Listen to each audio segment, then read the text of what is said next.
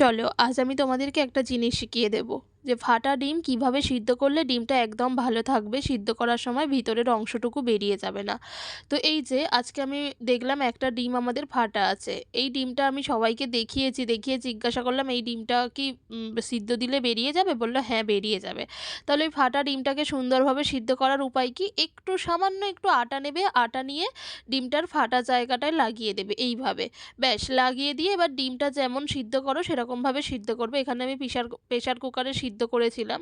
আর যেহেতু আজকে আমাদের ২ বেলার রান্না হচ্ছে তাই অনেকগুলো ডিম একসাথে সিদ্ধ হবে। প্রেশার কুকারে দিয়ে যেমনভাবে সিদ্ধ করে সেইভাবে ভালো করে সিদ্ধ করে নিয়েছিলাম। এখন আমার ডিমটা সিদ্ধ হয়ে গেছে, এবার এটা ছাড়ানোর পালা। তো চলো ছাড়িয়ে দেখা যাক ডিমটা কতটা সুন্দর হয়।